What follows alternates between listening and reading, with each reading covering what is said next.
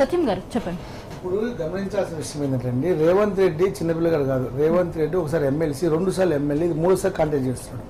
Revanth Reddy opposition పార్టీకి working president, రాష్ట్రంలో కీలకమైన నేత, రాష్ట్ర వ్యాప్తంగా గుర్తింపున్న నేత, సమైక్య ఆంధ్రప్రదేశ్లో కూడా. మీరు గమనించాల్సిన విషయం ఏంటంటే ఆయన ఇచ్చిన పిలిపోయింది 144 సెక్షన్ నిన్నే పెట్టేశారు.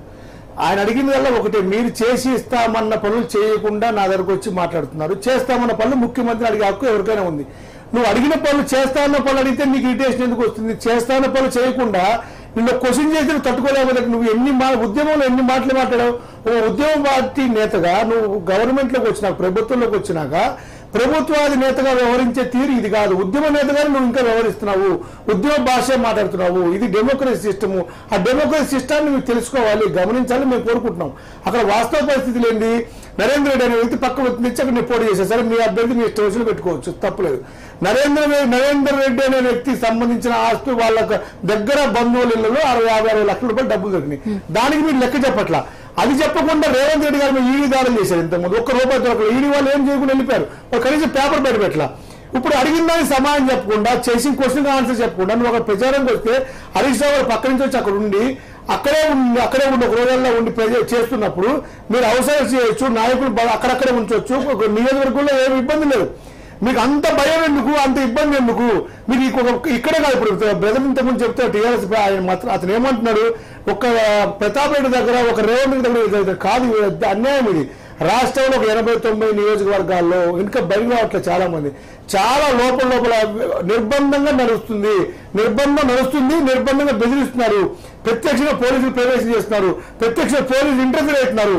చాలా ఫిర్యాదులు అందుతున్నాయి. ఆ విషయంలో మీరు గమనించాలి. మీరు అన్ని అబ్జర్వ్ చేయండి. ఇవాళ 119 నియోజకవర్గాల్లో ఒక ఎంఐఎం బీజేపీ ఉన్న దగ్గర తప్ప మిగతా అన్ని నియోజకవర్గాల్లో కూడా బలమైన నాయకుల ఇళ్లకి దాడులు జరగటము, వీళ్ళంతా ముందుగానే మనీ డిస్ట్రిబ్యూట్ చేశారు. మీరు 105 సీట్లు గెలుస్తున్న సర్వేలన్నీ మాకు అనుకూలంగా ఉన్నాయని అంటున్నారు మిత్రుడు. సర్వేలన్నీ నీకు అనుకూలంగా ఉన్నప్పుడు నీకు భయం ఎందుకు? అసలు 105 నువ్వు గెలిచినప్పుడు వేరే వాళ్ళ మీద ఇంత దాడి, ఇంత ఉద్రిక్త వాతావరణం తీసుకురావడం ఎందుకు? అదే ఇప్పుడు మన రాష్ట్రం అండి, ప్రజాస్వామ్య వ్యవస్థలో ఒక రాష్ట్రం రాజ్యాంగం ప్రకారం ఏర్పడింది. నువ్వు కోరుకుంది అదే కదా. నీ రాష్ట్రాన్ని నీకు పాలించడం చేత కదా 9 నెలల ముందే నువ్వు రాజీనామా చేసి 9 నెలల ముందే ఎన్నికలకు వెళ్ళి ఈ బలవంతాన ఎన్నికలు తెచ్చి మా మీద రుద్ది నువ్వు దానికి సమాధానం చెప్పకుండా, నువ్వు చేసిన అభివృద్ధి చెప్పకుండా ప్రతిపక్ష నాయకులను అరెస్ట్ చేయడం ఎంతవరకు సమంజసం? నువ్వు అది చెప్పకుండా మిగతా విషయాలన్నీ మాట్లాడి అలాగా ఇలాగా అంటే అది కాదు కదా. ప్రతిపక్ష నాయకుల్ని మీరు ఎందుకు నిర్బంధిస్తున్నారు? ఈ ఒక్కదానే కాదు, అన్ని దగ్గర ఇదే పరిస్థితుంది. మీరు ముందుగా ఇంటర్వ్యూ ఫోన్ ట్యాపింగ్ చేస్తున్నారు, ముందుగానే పోలీసులు అక్కడ ఇంటర్వ్యూ అవుతున్నారు. ప్రతి విషయంలో కూడా అక్కడ వాళ్ళ పరిస్థితి టీఆర్ఎస్ వేరే రకంగా చూస్తున్నారు, కాంగ్రెస్ వేరే రకంగా చూస్తున్నారు.